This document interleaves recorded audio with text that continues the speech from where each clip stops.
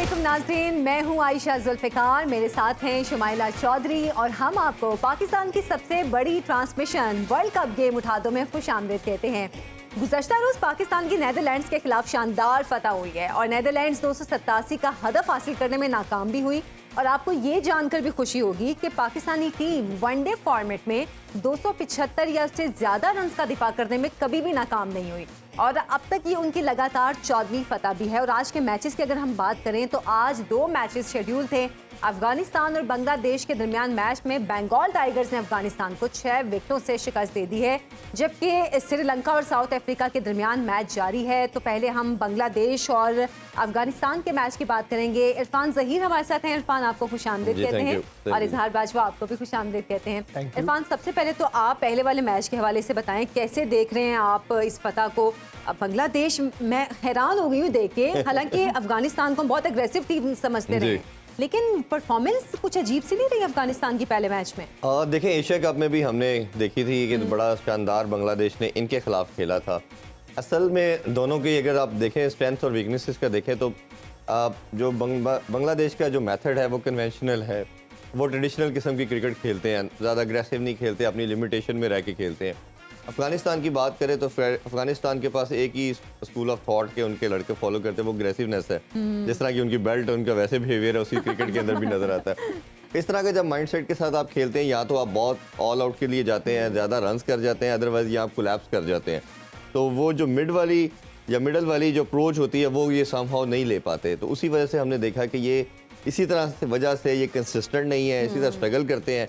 और कभी हमने ये नहीं देखा कि ये इस तरह अपने मैचेस को सेव कर पाएँ। इस तरह की नॉर्मल क्रिकेट जो फंडामेंटल है क्रिकेट की मैं बात करता हूँ, उस पर रहते हुए बेसिक चीज़ें करके इसको हम साइकोलॉजिकल फैक्टर भी कह सकते हैं, क्योंकि एशिया कप में भी हमने देखा बांग्लादेश ने अफगानिस्तान को शिकस्त दी थी, तो शायद वो कहीं ना कहीं वो जहन में था अफगानिस्तान की टीम के। आप कह सकती हैं किसी हद तक हो सकता है। ओबियसली बड़े 1-2 क्रूशल क्लोज मैचेस भी, श्रीलंका से बड़ा क्लोज वो हारे, हमसे एक मैच वो नसीम शाह का याद होगा आपको। जब आपको विक्ट्रीज नहीं मिलती तो आपका मोराल बहुत डाउन होता है और आप कहीं ना कहीं एक मेंटल ब्लॉक आपका ज़रूर आता है और वो आपको फिर आपकी इस तरह बड़े इवेंट के अंदर भी वो हैम्पर करती है परफॉर्मेंस को। इसमें मज़ीद देखें तो ओबियसली दोनों की जो स्ट्रेंथ है, जैसे मैंने कहा कि स्पिन डिपार्टमेंट थी, उस पर रिलाई कर रहे थे। और जो डे मैचेस हैं, डे मैचेस में आप कंफ्यूज भी होते हैं कि क्या करना है, मैंने पहले बैटिंग करनी है बॉलिंग करनी है, क्योंकि ड्यू फैक्टर किसी ना किसी तरह हमें लगता है कि इम्पैक्ट डालेगा डे नाइट मैचेस में। और आज भी देख लें, जो दूसरा टॉस हुआ, स्ट्रेट अवे श्रीलंकन कैप्टन ने कहा कि हम चेस के लिए जाएंगे। तो ये तो ओवरऑल हर मैच में ऐसे ही नजर आएगा। भाई जो डे मैचेस है इसमें आपको कहीं ना कहीं लगता है कि स्ट्रेटजी क्या होनी चाहिए, ड्यू फैक्टर नहीं आ रहा। लेकिन साउथ अफ्रीका ने भी कहा कि अगर हम टॉस जीते तो हम भी पहले फील्डिंग ही करते। ऑब्वियसली मैं ये कह रहा हूँ कि हर टीम ऐसे करेगी। डे नाइट में तो मेरा ख्याल है सेकंड किसी के पास थॉट ही नहीं है, अभी तक क्योंकि ड्यू में तो यही हुआ है। हाँ, कि जो भी टॉस जीत जितने वो चेस के लिए जाएगा। बट डे पहले मैच के वाले से मैं इसीलिए कह रहा हूँ कि पहले मैच में थोड़ा सा डिफरेंट है, क्योंकि डे मैच था। तो डे मैच में आप थोड़ा कंफ्यूज जरूर होते हो, आपको अपनी स्ट्रेंथ पे खेलना होता है। बट कंसिडरिंग दिस फैक्ट कि उन्होंने कहा कि हमारी बैटिंग ज़्यादा स्ट्रॉन्ग है, होता ये है कि जब ड्यू फैक्टर नहीं होता तो आप अपनी स्ट्रेंथ पे खेलते हो, और जो आपकी स्ट्रेंथ होती है उसको आप बाद में यूटिलाइज करते हो। और वही चीज़ इन्होंने देखा बांग्लादेश ने की कि उनको कम टोटल पे आउट किया, उनके कोई बैटर को रन्स करने नहीं दिए, रिस्ट्रिक्ट किया, और फिर हमने देखा कि इवेंचुअली उन्होंने बड़ा शानदार चेस भी किया। तो ओवरऑल अगर बात करें तो आप बांग्लादेश की फिर परफॉर्मेंस को कैसे देखते हैं? जैसे आपने खुद ही बताया कि उन्होंने 156 पे रिस्ट्रिक्ट कर लिया उनको, अफगानिस्तान को। देखिए, यही बड़ी कंप्लीट परफॉर्मेंस थी। एक आपका कोई भी कंपटीशन का जो पहला मैच होता है वो बड़ी इंपॉर्टेंस रखता है, और आपने 2 पॉइंट्स लिए, फिर सबसे बड़ी चीज़ ये, वैसे तो बहुत मुश्किल नज़र आ रहा है जितनी अच्छी क्रिकेट सारी टीम्स खेल रही हैं बांग्लादेश के लिए सुपर 4 में आना, सेमीफाइनल में क्वालिफाई करना, बट अच्छी चीज़ ये कि उन्होंने इंटेंट शो की। उन्होंने जब चेस करने के लिए भी आए तो टोटल आल दो कि वी नो बहुत थोड़ा था, 156 था, बट उन्होंने उसको भी कोशिश की कि 34 ओवर में किसी ना तरह हम जल्दी इसको पूरा करें ताकि हमारा रन रेट बेहतर हो। तो ये एक अच्छी अप्रोच है। रिलेटिवली आपकी जो टीम जितनी स्ट्रॉन्ग नहीं है, अगर वो इस माइंडसेट के साथ आती हैं और वो ज़्यादा एवरेज के साथ, जिस तरह पहले मैच में हमने देखा कि न्यूजीलैंड ने भी बड़े मार्जिन से मैच को जीता, तो ये एक अच्छा अप्रोच है कि उन्होंने बड़ा अच्छी अप्रोच के साथ मैच को जीता। बिल्कुल। अच्छा इजहार, एक सवाल मेरे जहन में था आज के मैचेस देखते हुए आ रहा था कि क्या इंडियन ग्राउंड्स की कंडीशंस तमाम ग्राउंड्स की एक दूसरे से मुख्तलिफ है? हालांकि कल इरफान जैसे कि कह रहे थे कि जो पिचेस हैं इनको दोबारा बनाया गया है, क्योंकि एक जगह हम देख रहे हैं कि फॉलन आउट हो जाते हैं और दूसरी तरफ हम देख रहे हैं कि लंबी लंबी पार्टनरशिप्स चल रही हैं, जैसे कि साउथ अफ्रीका की हमने देखी कि बहुत लंबी पार्टनरशिप चली है, जो सेकंड और थर्ड वाले इनके प्लेयर्स थे उनकी। देखिए, जो इंडिया एक बहुत बड़ा मुल्क है, एरिया के लिहाज से एक किस्म का बड़े आज़म ही है, और जो वहाँ नॉर्थ में कंडीशंस हैं, वेदर कंडीशंस हैं, और साउथ में कंडीशंस हैं, और वेस्ट में, ईस्ट में बड़ा उसमें फ़र्क है। जिस तरह आज का जो पहला डे मैच था वो धर्मशाला में था, धर्मशाला हिमाचल प्रदेश में, और वहाँ की जो वेदर कंडीशंस हैं वो बड़े ठंडे होते हैं, और एक किस्म के जिस तरह मरी में वहाँ अभी हमारा मौसम है, उस तरह वहाँ पे पहाड़ी मौसम है, इलाका पहाड़ी इलाका है, और जब कंडीशन डिफरेंट होते हैं, ठंडा मौसम होता है, वहाँ पे फास्ट बॉलिंग को एज होता है, थोड़ा स्विंग होती है, और एक किस्म का जिस तरह इंग्लैंड में आप देखें जब ठंडा मौसम होता है तो स्विंग और फास्ट बॉलिंग को एज होता है। इस लिहाज से बांग्लादेश को एक साइकोलॉजिकल एज तो हासिल था, क्योंकि जो फास्ट बॉलर्स हैं बांग्लादेश के, तस्कीन है, शोरफल है, या वो मुस्तफिजुर रहमान, वो बेहतर बॉलर है फास्ट बॉलिंग में अफगानिस्तान से। और वैसे भी ये मेरे ख्याल में मैच दोनों टीम्स के लिए एक किस्म का मस्ट विन मैच था। उसकी वजह ये है कि अगर आप हम वर्ल्ड कप में जो इस वर्ल्ड कप में टीम्स पार्टिसिपेट कर रही हैं उनको हम कैटेगराइज कर लें तो टॉप टीम्स तो नो डाउट 5-6 हम कंसिडर करें तो ऑस्ट्रेलिया है, न्यूजीलैंड है, साउथ अफ्रीका है, पाकिस्तान है, इंडिया है। तो अदरवाइज जो बॉटम में जो टीम्स हैं, या considering with all due respect to all of them, in terms of जो है उसमें देखें तो नेदरलैंड्स आता है, श्रीलंका आता है, अफगानिस्तान आता है, बांग्लादेश आता है। तो जब ये टीम्स आपस में मैच खेल रही होती हैं तो नो डाउट इनके लिए, जो टॉप टीम्स के लिए हिलाना तो बहुत ही मुश्किल होता है, लेकिन जब आपस में ये खेल रही होती हैं तो ये किस्म का मस्ट विन मैच होता है, क्योंकि अगर इन्होंने इस टूर्नामेंट में आगे जाना है तो they have to beat each other. तो इस हवाले से दोनों टीम्स के लिए मस्ट विन मैच था। लेकिन अनफॉर्चुनेटली या अफगानिस्तान के लिए, हालांकि उन्होंने वार्म अप में बड़ा अच्छा चेज किया श्रीलंका के खिलाफ, लेकिन बांग्लादेश के खिलाफ एक, जैसे पहले बात की, एक साइकोलॉजिकल एज बांग्लादेश को नज़र आ रहा है अफगानिस्तान के खिलाफ। और जो पहले इरफान भाई ने भी बात की कि जो इनका मिडिल ऑर्डर है, टॉप ऑर्डर पे बहुत ज्यादा रिलाई करे अफगानिस्तान। जो रहमानुल्लाह गुरबाज है, और गुरबाज ही मेरा ख्याल है कुछ अच्छे रन्स बना के। तो जब वो इतना लास्ट मैच में जब इन्होंने चेज किया श्रीलंका के खिलाफ वार्म अप मैच में, उसमें उनका बड़ा रोल था। तो जब टॉप ऑर्डर इतना अच्छा परफॉर्म नहीं करता तो मिडिल ऑर्डर में इतनी कंसिस्टेंसी नज़र नहीं आ रही। हम इस बात को भी मद्देनजर रखना चाहिए कि शायद एक अफगानिस्तान ओडीआई फॉर्मेट में काफ़ी इनएक्सपीरियंस टीम है। बांग्लादेश ओडीआई या टेस्ट 15-20 साल से खेल रही है, तो उनका ज्यादा एक्सपीरियंस है लंबे फॉर्मेट में। हाँ, ये बात भी सही है कि मतलब उनका एक्सपीरियंस भी ज्यादा है, इसीलिए भी शायद अफगानिस्तान का भी ओडीआई या टेस्ट का इतना ज्यादा एक्सपीरियंस नहीं है। तो हमने यही देखा कि वो पैचेस में, बिट्स एंड पीसेस में तो अच्छा परफॉर्म करते हैं, लेकिन 50 ओवर का जब पूरे मैच के लिए देखा जाए तो वो कंसिस्टेंसी मेंटेन नहीं कर पाते। उन्होंने कोई ऐसी एक्स्ट्रा ऑर्डिनरी बॉलिंग भी नहीं की, कोई एक्स्ट्रा ऑर्डिनरी ऐसा आप देखें कोई कैच नहीं पकड़ा, कोई ऐसी एक्स्ट्रा ऑर्डिनरी चीज़ नहीं हुई जिससे होगा। बेसिक पे वे रहे इनके माइंड में, जैसे मैंने आपको कहा कि मैं हमेशा बात करता हूँ कंट्रोल्ड एग्रेशन की, ये उस स्टेट में थे कि हमने ज़्यादा रन बनाने हैं, तेज़ करने हैं, हमने 300 लगाना है। ये इस वर्ल्ड कप के अंदर आपको देखेंगे 90% आपको 300 से या उससे ज़्यादा नजर आए, तो शायद आपको 400 भी नजर आए सेकंड मैच में। ये अब आप उस अप्रोच के साथ जाके, हमने अक्लमंदी की कल एक, हमें ये पता था कि अगर हम जैसे शुरू में कोशिश की 3 आउट हो गए, तो फिर इन्होंने अपने आप को रोक लिया, इनिंग्स बिल्ड की। हमें पता था कि हमारी बॉलिंग इस काबिल है, जिस तरह आपने इंट्रो में कहा कि वर्ल्ड कप में 275 से प्लस हमने नहीं होने दिया, और नीदरलैंड को कंसिडरेशन में रखते हुए हमें मालूम था कि अगर हम किसी तरह 250 या 260 से भी ऊपर चले जाते तो हम सेफ हैं, हमारे चांसेस उनसे ज्यादा हैं। तो पाकिस्तान ने अफगानिस्तान वाली मिस्टेक नहीं की। ये होती है एक्सपीरियंस के साथ चीज आती है कि आपने जब ज्यादा क्रिकेट खेली होती है तो आप ज्यादा लंबा टाइम उसको ले जाते हैं, क्योंकि आपको हर तरह की कंडीशंस का अंदाजा होता है। कंसिस्टेंट ट्रेंड नजर आ रहा है कि जो भी टीम पहले बैटिंग करी है, एक साइकोलॉजिकल शायद इतने बैटिंग फ्रेंडली कंडीशंस है कि वो सोचते हैं कि हमने कम से कम 300-325 प्लस रन करने ही हैं। जब हालांकि आपको एक डिसेंट स्टार्ट मिल भी जाता है जिसमें 100-125 स्कोर पे आपके 2-3 आउट और 20-25 ओवर हो गया, उस टाइम आपने मिडिल ओवर्स में मेरे ख्याल में ज़रूरत से ज़्यादा अटैकिंग क्रिकेट करने की ज़रूरत नहीं है। आपको चाहिए उस टाइम पार्टनरशिप बिल्ड करें, मोमेंटम कंसोलिडेट करें और 30-40 ओवरों तक विकेट्स इन हैंड रखें और एंड पे एग्रेसिव क्रिकेट खेलें। अफगानिस्तान से आज यही गलती हुई कि जो उनके मिडिल ऑर्डर है बिल्कुल ही कोलैप्स कर गया और उन्होंने बहुत ही रेकलेस और they threw away their wickets. Bangladesh ने नो डाउट अच्छी बॉलिंग की, शाकिब उल हसन ने, मेहदी मिराज ने और शोरफल ने और अच्छी बॉलिंग की, लेकिन जो अफगानिस्तान का एक उस टाइम आपको चाहिए होता है कि you have to reevaluate your strategy and change your approach. अगर आप कितनी ज़्यादा विकेट्स कर गई हैं, आपको चाहिए था कि जब आपने 122 20 से 30 ओवरों के दरमियान इतनी ज़्यादा विकेट्स कर गई, उसके बाद आपको चाहिए था कि इनिंग्स को लंबा खींचते, जिस तरह भी था 50 ओवर तक अपना 200-250 तक लेके जाते, ताकि you should give your bowlers a chance. अब 150 के करीब आपने स्कोर कर लिया है और दिस इज़ नॉट डिफेंडेबल इस तरह की कंडीशन में। अच्छा, अभी मैच तो साउथ अफ्रीका का और श्रीलंका का भी हम देख रहे हैं, और देखिए इरफान 382 हो गए हैं, और आपकी बात बिल्कुल सही है कि 400 तक जाएंगे। और मेरा ख्याल है साउथ अफ्रीका पहली टीम है अभी तक वर्ल्ड कप में जिसने इतना स्कोर किया है, जो इतना हमें लग रहा है कि 400 भी क्रॉस कर जाएंगे। अभी इस मैच पे हम अभी थोड़ी और डिटेल में भी बात करेंगे इनिंग्स जब कंप्लीट हो, लेकिन थोड़ी सी मैं जनरल बात ये करना चाहूँगा।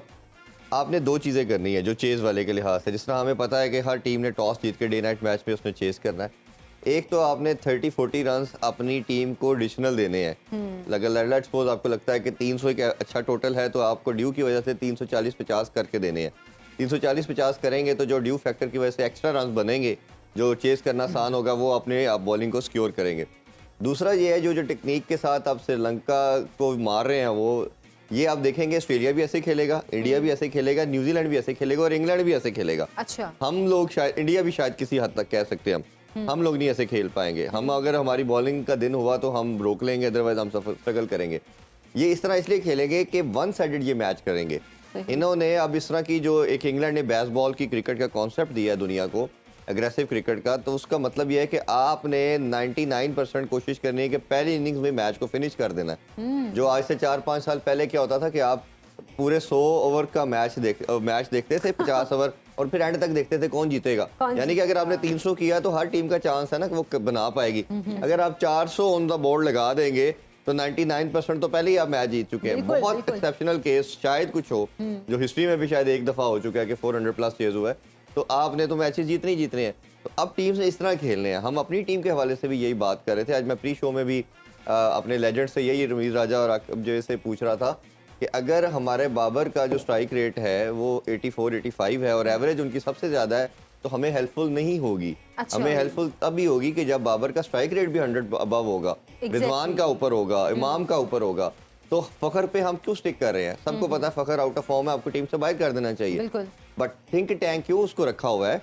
मैनेजमेंट इसीलिए उनको एंडोर्स कर रही है कि आप खेलें, कि उनको पता है कि Fakhar is the only player in the team जो अगर हमें इस तरह का मुकाबला पड़ गया आगे, जब 350-350 करने पड़ गए, तो फखर के अलावा कर ही कोई नहीं सकता।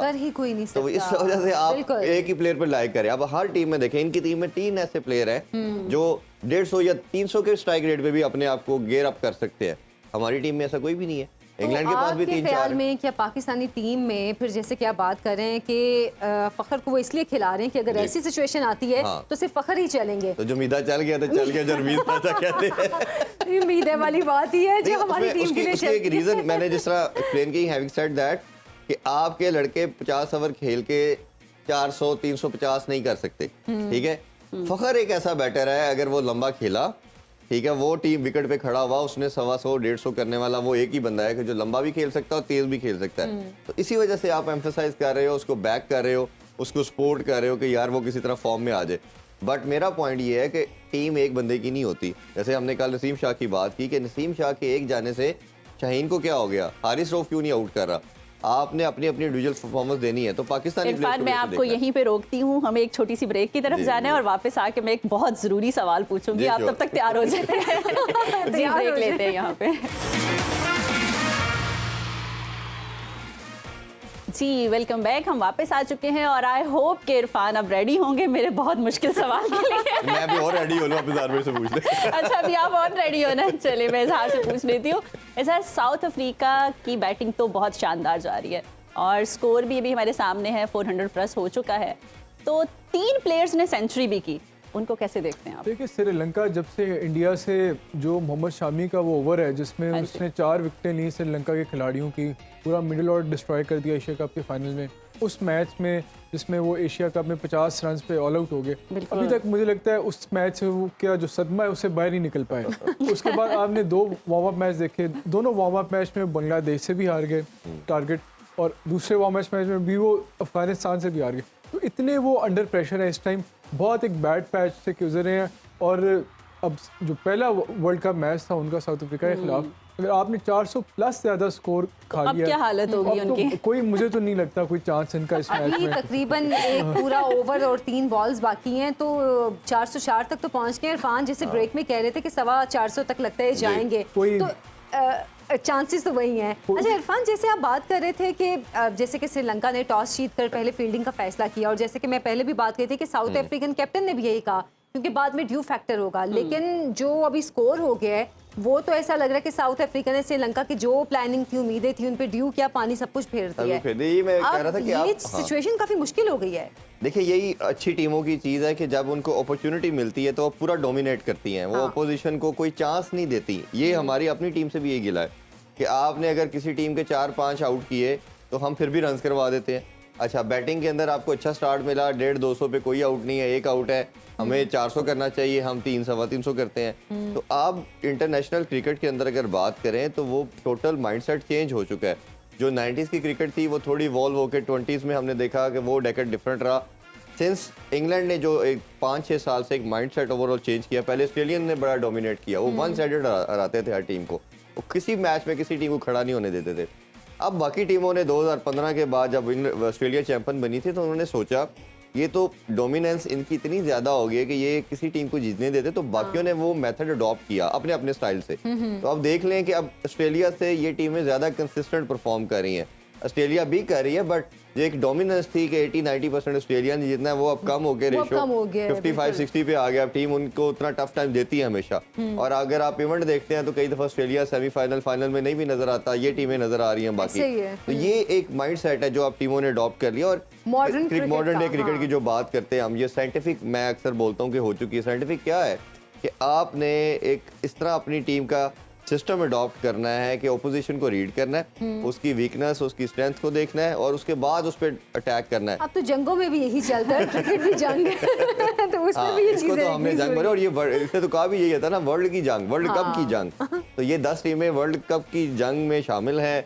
और ये लाठी चार्ज, जो हम वैसे तो लाठी चार्ज कहूँगा, ये this is not the batting, ये बेसिकली लाठी चार्ज है। और जैसा इजहार ने कहा कि 3 प्लेयर ने सेंचुरी बनाई, आप देखें तीनों की सेंचुरी डिफरेंट है। उनका कैप्टन जल्दी आउट हुए तो डीकॉक ने और दुसन ने, दोनों ने सेंचुरी बनाई, बट उनका स्ट्राइक रेट आप समझ लें 90 और 110 था। बट जैसे ही आगे आए तो मार्करम ने जो सेंचुरी बनाई, आप देखें कि उन्होंने 48 बॉल्स पे सेंचुरी बनाई। उनको पता था पहले दोनों जो दुसन और डीकॉक थे कि मेरे बाद जो आने वाले हैं उनका स्ट्राइक रेट 200 प्लस ज़्यादा खेलने वाले हैं। तो उन्होंने एक्स्ट्रा रिस्क लिया कि अगर हिटिंग होती है ठीक है, अदरवाइज हमें आउट हो जाना चाहिए। उनके आउट होने के बाद उनको पता था कि हमारे डगआउट में ऐसे लोग हैं, हम अगर 50 ओवर खेलेंगे तो हम 325 से ज़्यादा नहीं बना पाएंगे। तो ये एक इतनी क्लैरिटी आपकी अगर डगआउट के अंदर आपके बेंच के ऊपर जो बैठे हैं लोग, उनको जब होती है तो हर बंदे को अपना रोल पता होता है कि मेरे बाद जो आने वाला है वो मेरे से ज़्यादा बेहतर। अब ये जो 15-20 ओवर है ये मैंने आने वाले 3-4 लड़कों को देने हैं। और रिजल्ट आपके सामने। इरफान, हम 425 की बात कर रहे थे, जिस तरह 6 लग रहे हैं और चौके लग रहे हैं ये 450 तो इजहार, ये तो अब श्रीलंका के लिए मुश्किल नहीं हो जाएगा? इतना बड़ा जो स्कोर है उसको चेस करना, क्या स्ट्रेटजी होनी चाहिए? कोई स्ट्रेटजी नहीं है इसमें, तो आपने बस जाना है और आपने घुमाना है और कोशिश करनी है कि आप ग्राउंड मतलब aggressive। से। देन अगेन जो ओडीआई क्रिकेट है या क्रिकेट है, it has evolved a lot. अब ऐसे भी हमने देखा है कि 20 ओवरों में, 10 ओवरों में 10 ओवर में 100 प्लस स्कोर भी टीम्स कर लेती हैं, 20 ओवरों में 200 तक भी स्कोर्स कर लेती हैं। विद एवोल्यूशन क्रिकेट चेंज हुआ है। पहले एक तो ये दौर था जब आपने देखा कि 90s में 200 स्कोर भी बड़ा डॉन्टिंग किस्म का होता था, फिर आहिस्ता आहिस्ता 250 बहुत डॉन्टिंग किस्म का स्कोर हो गया, फिर Aahista Aahista over the period of year जो टारगेट क्या होना चाहिए वो 250, 300, 350, 400 भी लगता है कि हो जाएगा। तो if they have to stay in the game, तो उसका एक ही सिचुएशन है, एक ही तरीका है कि आपने कोशिश करनी है कि 20-25 ओवरों तक आप एटलीस्ट विकेट्स इन हैंड और इतना मुनासिब स्कोर कर लें कि 150 तक हो जाए या 250 तक हो जाए कि एंड में फिर आप फुल फ्लेज स्लॉग करें। और इतने आजकल के जो मॉडर्न बैटर्स हैं उनमें ये इतना ज़्यादा T20 खेलने का खेल कर ऑल ओवर द वर्ल्ड ये उन्होंने स्किल डेवलप कर ली है कि बहुत 10 इन ओवर भी किया जा सकता है, लेकिन for that they have to stay in the game for maximum period of time. बेशक शुरू में बहुत ज़्यादा अगर इतना रन रेट नहीं भी होता तो they should give them self a chance और लंबा खेलें। आपने देखा कि साउथ अफ्रीका का भी जो इनिंग्स है अचानक से नहीं, वो इनका रन रेट 8 प्लस किया और वो 400 से ऊपर ले गए। For greater period of the innings, मतलब 25-30 ओवरों तक उनका run rate 6 in over to 7 in over था। जो आखिरी पीरियड था इनकी इनिंग्स का, जो उसमें 30 ओवर्स ऑनवर्ड्स, फिर उन्होंने एक चार्ज लिया और उन्होंने इसको 6 रन पर ओवर और 7 रन पर ओवर से लेके उसको 8 रन पर ओवर तक ले गए।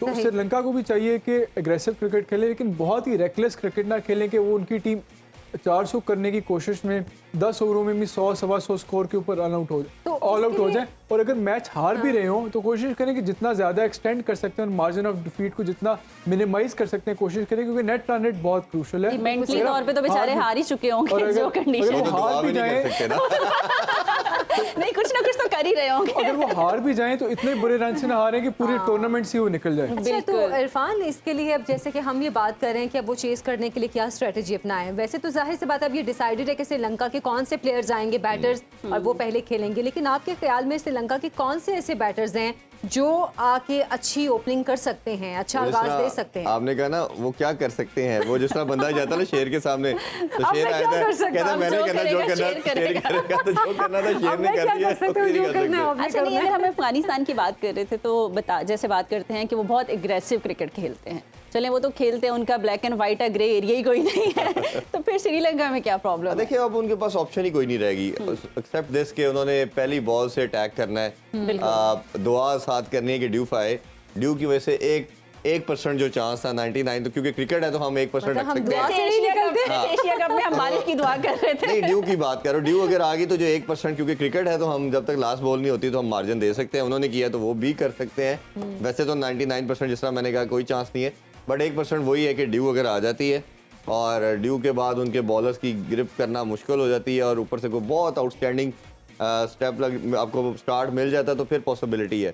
तो आपने पूछा था कौन से ऐसे बैटर हैं, बैटर तो मेरा ख्याल है सबको ही परफॉर्म करना पड़ेगा, लेकिन कुछ साल एक ऐसा इनका मुझे लगता है बैट है कि वो अगर शुरू में अच्छा करता है और उसके पास पावर हिटिंग भी है और लंबा खेल सकता है। बाकी तो पाकिस्तानी टाइप के प्लेयर हैं कि वो मनूवर करते हैं, इनिंग्स बिल्ड करते हैं, वो बहुत पावर हिटिंग नहीं है। एंड में शानिका उनके कैप्टन है, वो पावर हिटिंग कर लेते हैं। तो 1-2 प्लेयर हैं जो बड़ा रन करते, बट ऊपर से स्टार्ट करने जाए, बट वो इतनी बड़ी हिटिंग नहीं कर सकता जैसे कुछ साल की बात करें। बॉल तो रह गई, 427 हो चुके हैं, तो इसका मतलब ये फिर हम दुआ कर नहीं कर सकते, हम दुआ कर लेते हैं। तो अच्छा, अभी मैच की पहली इनिंग तो है वो खत्म होने वाली है चौथे मैच की। मैं दूसरा मैच कहने लगी थी, आज का दूसरा मैच अभी कुछ ही देर में दूसरा शुरू हो जाएगा। ड्यू फैक्टर अब हम बार बार उसका जिक्र कर रहे हैं, कितना ज्यादा असर करता है, क्योंकि दिल्ली में ये मैच हो रहा है और दिल्ली का और लाहौर का वेदर ऑलमोस्ट सेम होता है, वैसे कंडीशन होती है। अगर हम लाहौर के वेदर की बात करें तो यहाँ पे आजकल शाम को मौसम भी कुछ ठंडा होता है, ड्यू फैक्टर भी आ जाता है। देखती है ना लॉन पे आप अपने ड्यू आई है तो अगर इधर आप समझ ले आपके लॉन में आ रही ना ड्यू, समझ ले दिल्ली में भी मस्त है, थोड़ा सा डिस्टेंस है, उधर आनी है। तो ये मेरा ख्याल है जिस तरह डिफरेंट वेन्यूज आपने शुरू में कहा कि उधर डिफरेंट वेन्यूज पे खेलते हैं, वो बहुत दूर है, कुछ नॉर्थ में है, कुछ साउथ की तरफ है, तो ये क्योंकि पाकिस्तान के बहुत करीब है लाहौर के और हमें आइडिया है कि इधर कैसा वेदर है, यही सेम। हाँ, आपने बिल्कुल ठीक कहा कि उधर भी ड्यू इन्वॉल्व होगी, तो ये श्रीलंका उसी पे ऑप्टिमिस्टिक रहते हुए सोच रहे हैं कि दुआएं कर रहे हैं कि ड्यू ज्यादा आए, जल्दी आए, क्योंकि कल ये भी था और उन्होंने कल नीदरलैंड ने भी यही किया, उन्होंने 20-25 ओवर तक पहले रोका, 2 विकेट्स लूज की, उन्होंने वेट किया कि ड्यू आएगी और फिर हम चार्ज करते हैं, उन्होंने कोई रिस्क नहीं लिया। जब ड्यू नहीं आई और जब वो चांस लेने की तरफ गए तो फिर पाकिस्तान ने उसको कैपिटलाइज किया और जब तेज खेलने के लिए, ये तो मेरा ख्याल है। अच्छा, ये इसके क्या रीजन क्या है कि जो भी टीम टॉस जीत रही है वो पहले फील्डिंग का फैसला कर रही है? ड्यू की वजह से ना जी, ड्यू की वजह से ही सिर्फ ड्यू में, क्योंकि आपका बॉल गीला हो जाता है, गीला बॉल ग्रिप करना मुश्किल है, एक तो वो सीम स्विंग नहीं करेगा, स्पिनर के लिए तो समझ लें कि वो उसकी 90% सारी एबिलिटी खत्म हो जाती है। फास्ट बॉलर तो फिर चले सीधी बॉल फेंक लेगा, स्पिनर तो वो भी नहीं फेंक सकता, पहली इनिंग कंप्लीट हो लाइन लेंथ चुकी भी है, उसकी खत्म हो जाती है, तो इस वजह से सीधा वैसे भी जो बैटिंग कंडीशंस होते हैं उसमें किसी भी टीम की कोशिश होती है कि हम सेकंड बैटिंग करें, और बैटिंग कंडीशन में कोई भी जब आप एक बैटिंग फ्रेंडली कंडीशंस हैं and you know what target is on board, आपने कितना चेज करना है, तो वो बहुत आसान होता है उसको चेज करना एज अपोज टू डिफेंड करना। सेकंड बॉलिंग में जब आप टारगेट जितना मर्जी भी आप रख लो, और when you batting first in batting friendly conditions आपको आइडिया नहीं होता कि हमने कितना स्कोर करना है, which our team will be able to defend. हाँ आया 300 करना है, is it will that be enough, या 350 करेंगे, विल दैट बी इनफ। लेकिन जब आप बैटिंग सेकंड कर रहे होते हो और बैटिंग कंडीशंस होते हैं तो आपको पता होता है कि ये टारगेट है, हमने इस स्ट्रैटेजी से खेलना है, इस रन रेट से खेलना है। जैसे अभी हम जैसे consolidate साउथ कर अफ्रीका सकते के हैं। कैप्टन ने कहा कि हम टारगेट इतना बड़ा देंगे कि उनके लिए चेस करना मुश्किल हो जाए। वो तो डेफिनेटली अगर आपने बैटिंग कंडीशंस में पहले बैटिंग करने हैं तो फिर तो यही स्ट्रैटेजी है कि आप इतना बड़ा टारगेट दें कि साइकोलॉजिकली दूसरी टीम के लिए बिल्कुल ही नामुमकिन हो जाए उसको चेस करना। लेकिन otherwise in normal course of game अगर हर दफ़ा तो नहीं कोई टीम 425 कर सकती, जाहिर है। तो आप जब बैटिंग सेकंड करते हो तो आपको आइडिया होता है कि कितना टारगेट है और उसको डिफेंड उसको चेस करना फिर आसान होता है इन बैटिंग फ्रेंडली अच्छा कंडीशन। इरफान, पहली इनिंग हमारी कंप्लीट हो चुकी है और 429 रन का जो है वो टारगेट दिया गया श्रीलंका को। अगर श्रीलंका के अलावा ओवरऑल बाकी टीम्स की बात करें तो उनके लिए भी बड़ा हाई स्कोर नहीं है कि हम भी कैसे इतना स्कोर बनाएंगे? बड़ा ये कौन सी ऐसी pertinent- टीम्स हैं हाँ, जो अच्छा ऐसा क्वेश्चन ये है कि दो चीज़ें इसमें श्रीलंका के पार्ट पे ये है कि उन्होंने ये सोचना है कि ये एक दफ़ा 434 चेज हो चुका है, तो हमें ये ऐसी बिल्कुल। चीज़ नहीं है कि कभी दुनिया में हुई नहीं, तो हाँ, सही एक है। पॉजिटिव के साथ ही उन्होंने जाना है कि एक दफ़ा हो चुका है तो हम भी कर सकते हैं। दिल की दूसरा- तसल्ली के दिल की लिए तसल्ली ख्याल के लिए। अच्छा है। दूसरा ये है कि जो साउथ अफ्रीका के लिए बोला जाता है चोकर्स हैं हर बड़े इवेंट के अंदर, सारा साल क्या 3 साल अच्छी क्रिकेट खेलते हैं, 4 साल वर्ल्ड कप में आके कोलैप्स कर जाते हैं। तो अब इस दफ़ा जो इन्होंने आज पहला मैच खेला है, इन्होंने शायद मैसेज देने की कोशिश की है दुनिया को कि जी इस दफ़ा हम सिर्फ पार्टिसिपेट नहीं करने आए वर्ल्ड कप में, हम जीतने आए हैं, कुछ करने आए हैं। तो ये जो 2-3 मंथ से भी लास्ट क्रिकेट खेल रहे थे इसी तरह की खेल रहे थे, तो मेरा ख्याल है कि अगर ये इसी मोमेंटम को कंटिन्यू रखते हैं, और एक अच्छी चीज़ जो मुझे साउथ अफ्रीका की आज लगी, ये स्पिन को बहुत अच्छा नहीं खेलते, बट इस दफ़ा आज हमने देखा कि उन्होंने स्पिनर को बहुत आउटस्टैंडिंग खेला, और श्रीलंका के स्पिनर कोई नॉर्मल स्पिनर नहीं, अच्छे खासे स्पिनर है। तो अगर उनको अच्छा खेल रहे हैं तो ये फिर पाकिस्तान, इंडिया के उनके स्पिनर को भी बहुत अच्छा खेलेंगे। तो फिर वही वो जो शुमाइला की बात है कि मतलब जो बाकी टीम्स हैं उनके लिए भी एक तरह से खतरे की हाँ, घंटी है बिल्कुल कि उन्होंने भाई साउथ knock किया। अफ्रीका ने इतना बड़ा स्कोर कर लिया है, और अगर जब उनके साथ ये मैचेस खेलेंगे तो उनके लिए भी एक बहुत बड़ा ही टारगेट है, तो जी। उसके लिए भी तैयारी भी इसका मतलब पहले से खास तौर पे पाकिस्तान देखिए वो को- पहले मैच में अपनी अप्रोच बता के सब टीम करेंगी। हम कल जीत तो गए, हमने खुशी तो सेलिब्रेट की, बट हमारी जो जर्नी था वो बैटिंग जो थी खास तौर पे वो स्मूथ नहीं थी, वो बड़ी मुश्किल से हमने 287 थोड़ी 1-2 पार्टनरशिप की वजह से लगाए। बिल्कुल इस तरह ये हिटिंग हो गई है, ये हमने पूरे मैच में नहीं देखी। किसी प्लेयर ने सेंचुरी तो बड़ी दूर की बात, कोई अच्छा भी इस तरह जा रहा था कि हमें लगे कि पूरे डोमिनेट कर रहा है वन साइड। बिल्कुल तो exactly ऐसे ही ये है। आपके जब प्लेयर इंडिविजुअल लेवल पे भी और टीम भी अपने लेवल पे बताती है कि जब हम आगे, और अब जब साउथ अफ्रीका के इस इनिंग्स के बाद रिगार्डलेस कोई भी ओपोजिशन होती, जब इतना बड़ा टोटल ऑन बोर्ड लगा देते हो, तो जब कोई भी टीम अब इनके खिलाफ खेलेगी, चाहे ये पहले बैटिंग करे तब वो डरेंगे कि यार अगर इनको बैटिंग दी है तो 450 मारते हैं। अच्छा और अगर बाद वो में करेंगे तो भी डरेंगे। बाद में करने के लिए डरेंगे कि यार इनकी तो बैटिंग बड़ी स्ट्रांग है, ये तो पहले करते हैं, तो अगर वेट बॉल इनको मिल गई ये तो 20-30 ओवरों में पूरा कर देंगे। तो बिल्कुल। उन्होंने ये तमाम साइकोलॉजिकली तमाम टीमों को ये मैसेज दिया कि जी तैयार हो जाए, वी आर तैयार हियर। हो चलिए जाए। उनको तो हमने मैसेज मारना है। दिया है, साथ हम भी श्रीलंका के लिए दुआएं करते हैं घर जाके और नाजरीन से इजाज़त लेते हैं। अब तक के लिए बस इतना ही। वर्ल्ड कप को भरपूर एंजॉय करने के लिए सुनो न्यूज़ की वर्ल्ड कप स्पेशल ट्रांसमिशन से जुड़े रहें, और हाँ, रात 11 बजे तजसियों, कहकों और कॉमेडी से भरपूर वर्ल्ड कप मस्तियाँ देखना मत भूलिएगा। अल्लाह हाफ़िज़। अल्लाह हाफिज।